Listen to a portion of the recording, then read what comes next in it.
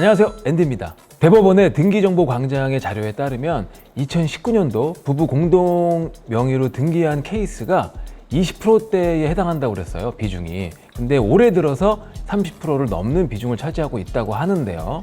그렇다면 과연 왜 부부 공동 명의가 이렇게 계속 증가하고 있는지 궁금하지 않으십니까? 혹시 부부 공동 명의가 부동산의 각종 세금의 절세, 팁이나 아주 그 치트키가 될 수 있는 건 아닐까요? 그렇다면 부부 공동 명의를 한다면 모든 부동산 세금에 이로운 것일까요? 바로 그러한 것들을 이번 영상에서 제가 한번 하나하나 알아보도록 하겠습니다. 그렇다면 사실 부동산에 우리 그 과세가 되는 세금들을 보면 처음에 부동산을 살 때 취득세, 그다음에 부동산을 갖고 있을 때 보유세, 보유세는 재산세와 종합부동산세가 있죠. 그리고 부동산을 처분했을 때 양도소득세 이렇게 있어요. 그렇다면은 이 세금이라는 것은 과세 대상 금액이 있고 거기에 세율이 곱해져서 우리가 세금을 내게 되는 거예요. 물론 각종 공제가 있으면 빼주기도 하는데 간단하게는 이런 공식으로 이루어져 있거든요. 중요한 건 바로 이겁니다. 부동산이 있고 부동산을 소유한 사람들이 있다고 제가 이렇게 밑에 하위에 소유한 사람이 있다고 쳤을 때 부동산의 세금이 딱 매겨지고 그 세금을 밑에 소유하고 있는 사람들의 지분만큼 나눠 갖는 건지, 아니면 부동산을 밑에 소유하는 사람만큼 지분만큼 나눠주고 각각의 그 지분에 해당해서 세금을 빵 때리는 건지, 이 차이가 큰 거예요. 그래서 예를 들면 우리가 취득세 같은 경우에는 부동산에 먼저 때리고 지분이 있다면 지분별로 그걸 나눠서 내게 합니다. 그래서 어차피 부동산에 때리고 나누는 거니까 단독 명의든 뭐 부부 공동 명의든 내는 세금의 금액은 똑같아요. 변하질 않아요. 그러나 이제 보유세를 한번 보겠습니다. 보유세는 재산세와 종합부동산세가 있다고 말씀드렸는데, 일단 재산세부터. 재산세의 경우는 어떠한가? 재산세의 경우도 일단 재산에 때려요. 부동산에 때리고 그거를 나눠서 분배를 해요. 그래서 단독 명의나 뭐 부부 공동 명의의 차이가 없습니다. 그러나 종합부동산세는 달라요. 종합부동산세는 부동산에 때리고 나눠주는 게 아니라 개인에게 지분별로 재산을 분할합니다. 그래서 부동산을 그 가치를 분할을 하고 그 개인별로 때리는 거예요. 그러다 보면은 기본적으로 어떠한 공제가 없다 할지라도 일단 컸을 때는 높은데 그걸 분할해 놓으면 아무래도 금액이 쪼개져서 금액이 줄어드니까 각자 곱해지는 세율이 낮아질 수밖에 없어요. 그리고 종합부동산세 같은 경우에는 1세대 1주택의 경우에 9억 원까지 공제를 해줍니다. 그래서 9억을 빼고 시작할 수가 있는 거예요. 그러나 이제 분할을 했다, 사람. 부부 공동 명의로 각각 50대 50 분할을 했다고 제가 가정을 하면 그때는 9억 공제가 아니라 1세대 1주택으로 인정받지 못하기 때문에 각각 6억 공제밖에 안 돼요. 그러면 이렇게 생각할 수 있죠. 그러면은 각각 6억 공제니까 12억 공제네? 9억 공제보다 훨씬 많네라고 단순하게 생각할 수가 있어요. 이거는 반은 맞고 반은 틀리다고 말씀드리고 싶어요. 왜냐하면 1세대 1주택에 해당돼서 단독 명의로 있을 때 여기에 해당돼서 9억 공제가 됐을 때에는 한 가지 찬스 카드가 더 있습니다. 그래서 9억 공제 말고도 나이, 연령 공제가 있고요. 또 보유 기간에 따른 보유 기간 특별 공제가 있어요. 그래서 연령은 올해까지는 연령은 최대 30%까지 받을 수 있어요.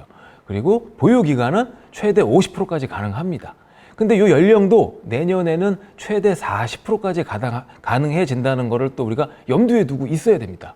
내년에도 세금 내야 되니까요. 그죠? 결론을 말씀드리면 종부세는 금액이 적거나 또 연령이 낮고 보유 기간이 짧을 때에는 부부간 공동 명의로 하는 게 이득이다. 왜?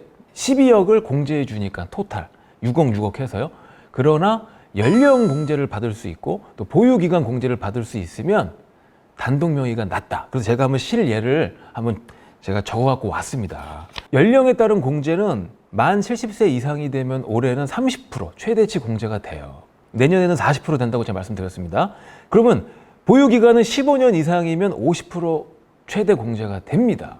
그러면 토탈 2개 더하면 80% 공제까지 가능한 겁니다. 이 연세에 이 정도 기간을 보유하고 있으면, 만약에 연로하신 분이 단독 명의를 갖고 있는데 그 배우자분께서 이렇게 할 수 있죠. 내 이름의 집 하나 갖고 싶은데 따로 사기에는 그러니까 당신 지분을 나에게 나눠주시오 할 수 있어요. 충분히 그런 케이스 많이 벌어질 수 있어요. 하지만 2021년 기준에 20억짜리 아파트가 있다. 부부 중에 단독으로 1세대 1주택으로 보유를 했을 때에는 9억 공제와 연령 공제, 보유기간 공제 전부 합쳐서 168만 7,680원을 종합부동산세로 냅니다. 그런데 이거를 부부 공동 명의로 딱 바꿔서 이제 6억 공제를 해가지고 제가 이제 곱하기 2를 했어요. 두당 183만 3,600원 보유세가 부담이 돼요. 그럼 두 분이니까 곱하기 2하면 366만 7,200원의 보유세를 부담하시게 되는 거예요. 그럼 내년 같은 경우에 거의 200만 원 차이를 더 부담을 하시는 그런 케이스가 되는 겁니다. 그래서 오히려 연세가 있으시고 올해 집을 보유하신 경우에는 부부 공동 명의보다는 연 200만 원 정도를 더 아낄 수 있는 단독 명의가 낫다라는 말씀을 제가 드리고 싶습니다. 혹시라도 궁금한 게 있으시면 댓글을 좀 달아주세요. 그러면 또 저희 쪽에서 댓글을 또 답변을 좀 해드리겠습니다. 열심히. 자, 그래서 종합부동산세는 제가 이렇게 특징을 말씀드렸어요. 그러면 이제 우리가 또 뭐가 있냐면 집을 언젠가는 팔 거 아니겠습니까? 판다는 가정하에 양도소득세가 발생했을 때는 어떨지를 한번 보겠습니다. 팔린 금액과 산 금액의 차익이 양도소득이에요. 그럼 그 소득이 크면 클수록 세금의 분담금이 많습니다. 그래서 아무래도 그 소득의 그 양도소득을 줄이려면 어떻게 해야 되겠어요? 부부가 공동 명의로 했을 때는 그 소득을 반으로 나누잖아요. 그럼 각각 갖고 있는 소득이 반밖에 안 되니까 곱해지는 세율이 줄어들 거예요. 그래서 일반론적으로 봤을 때는 보편적으로 양도소득세를 낼 때에도 부부 공동 명의가 이득이다 라고 말씀을 드릴 수가 있어요. 제가 간단하게 한번 예를 들어볼게요. 양도소득 세율은 아니고 제가 극단적인 세율을 가지고 한번 표현을 해드리겠습니다. 양도소득이 10,000원이 발생한 거야. 근데 10,000원에는 20%의 세율이 붙어요. 그럼 10,000원의 20%는 2,000원이죠. 근데 10,000원을 5,000원, 5,000원으로 부부가 나눴어. 양도소득을. 거기에는 10%의 세율만 붙는다고 가정을 할게요. 그러면 5,000원에 10% 500원. 또 배우자분도 500원. 토탈 1,000원밖에 부담을 하지 않는 거예요. 극단적인 예지만 이렇게 그러니까 반밖에 안 내고도 양도소득세를 낸 결과가 되잖아요.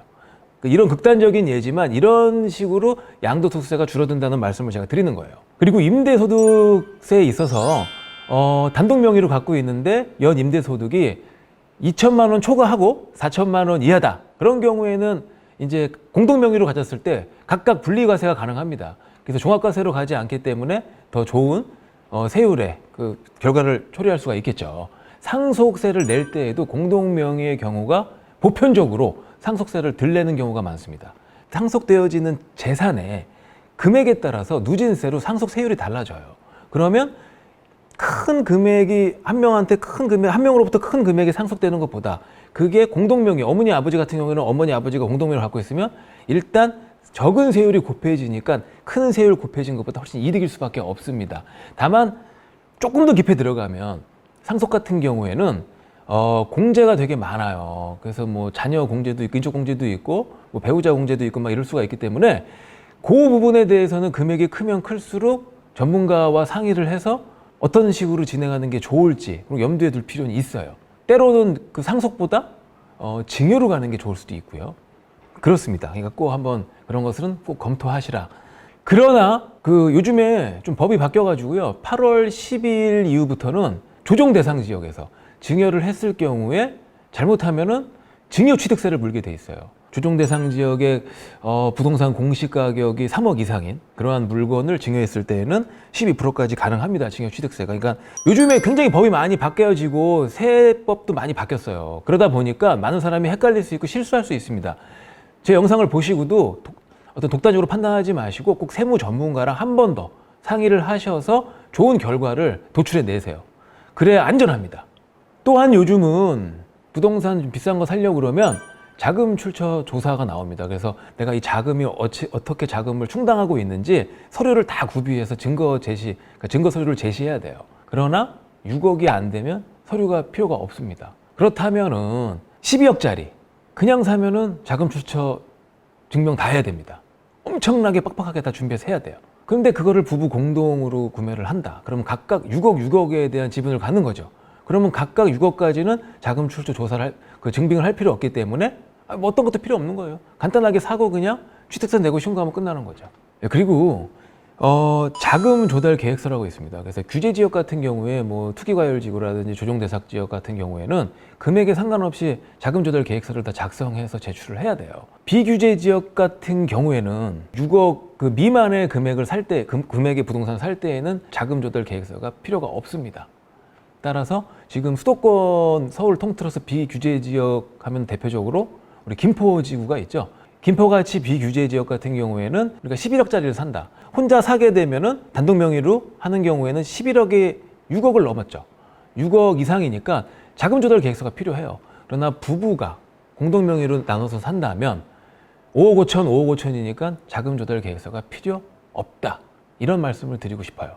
그러나 이러한 그 부부 공동 명의는 제가 봤을 때 양날의 검인 것 같아요. 부부가 공동 명의를 가짐으로써 부부간에 서로 신뢰가 두터워지고 더 애틋한 사랑이 싹틀 수가 있겠죠. 하지만 반면에 부부가 공동 명의를 가짐으로써 또 다른 분쟁의 소지가 일어날 수도 있다. 영상을 보시는 구독자분들이 스스로 판단하시고 행동하시기를 부탁드리겠습니다. 장점만 있겠습니까? 부부 공동 명의가. 단점도 있겠죠. 일단 공동 명의로 하면 소득을 나눠 갔기 때문에 소득이 발생합니다. 소득이 발생해서 어떤 일정 조건이 되면 건강보험료를 내야 돼요. 그래서 자기 건강보험료 부담자가 되기 때문에 거기에 대한 부담이 늘고요. 부부간의 공동 명의를 하는 과정에 취득을 한쪽이 취득하는 거잖아요. 그러니까 취득세가 발생할 수 있고 증여 같은 경우에는 증여세와 증여 취득세도 발생할 수 있는 거죠. 그러니까 이런 추가적인 세금의 비용이 있습니다. 또 한 분이 이미 기취득을 했어. 갖고 있으면 취득세를 내고 취득하셨을 거 아니야. 근데 그 다음에 부부 공동 명의로 가면 그 공동 명의 받는 분이 또다시 취득세를 중복해서 내셔야 돼요. 중복된 취득세를 내서 비용을 더 추가 발생시킬 수 있다라는 것도 단점이 될 수 있습니다. 그리고 두 분이 이제 공동 명의를 갖고 있는데 한 분에 의해서 압류나 가압류가 들어왔다고 칩시다. 그러면은 그 전체 집을 팔 수가 없죠. 그러면 아무래도 부동산 거래가 위축되고 계속 부동산에 상대편 돈도 물려 있을 확률이 높잖아요. 그런 것도 유념하시길 바라겠습니다. 그래서 간단하게 한번 요약 정리를 해드리면 취득세와 재산세는 부부 공동 명의와 상관이 없다. 이렇게 두시면 되고요. 종부세, 양도세, 그다음에 종합소득세는 부부 공동 명의를 했을 때 절세의 효과가 보편적으로 있다. 하지만 경우에 따라서는 아닐 수도 있으므로 자신의 처지를 꼭 세무 전문가와 상의를 해서 2번 체크업해가지고 행동을 하시길 제가 부탁드린다. 이렇게 말씀을 마무리 짓고 싶습니다. 요즘같이 부동산이 굉장히 자고 일어나면 뜨고 자고 일어나면 뜨고 그런 시절이었었죠. 앞으로도 많이 계속 그런다면 일반 거래만큼은 안 되겠지만 증여 거래도 많이 발생하지 않을까 싶어요. 왜냐하면 증여는 장점이 이렇게 있습니다. 아버지가 집을 갖고 있어. 그러면 아버지가 그 집을 한번 팔 수도 있잖아. 팔면 양도소득세를 낸단 말이에요. 양도세 내고 그 아버지가 돌아가시면 상속세를 또 내야 돼. 그럼 세금이 양도세와 상속세를 일단 2번 내야 되죠. 그러나 증여를 하면 아들까지 오는 단계에서 증여세 한 번으로 부동산이 넘어올 수가 있는 거예요. 그죠? 또 증여는 지금 부동산 가격이 상승한다는 가정하에 계속 제일 싸게 낼 수 있는 시점이 바로 현재라는 거지. 증여 받은 다음에 불어나도 그건 아들 거예요. 그래서 돌아가시기 전에 한 10수년 전에 또 20년 전에 증여를 하시는 분도 많이 계세요. 왜냐면 20년 뒤에 그걸 상속하려면 뭐 3배가 됐으면 뭐 10억짜리면 3, 40억을 상속해야 되잖아요. 그러니까 지금 해서 제일 쌀 때 해서 늘어난 금액을 세금 없이 아들이 다 갖게. 이렇게 이용이 됩니다. 그러니까 여러분도 영상을 보셨으면 또 충분한 어떤 그 상속 재산이 있거나 그러시면 증여도 한번 고려해 보시는 게 나쁘지 않다는 것을 말씀드리고 싶어요. 오늘 영상도 좋으셨다면 늘 제가 말씀드리듯이 제발 구독, 좋아요, 알림 버튼까지 부탁드리겠습니다.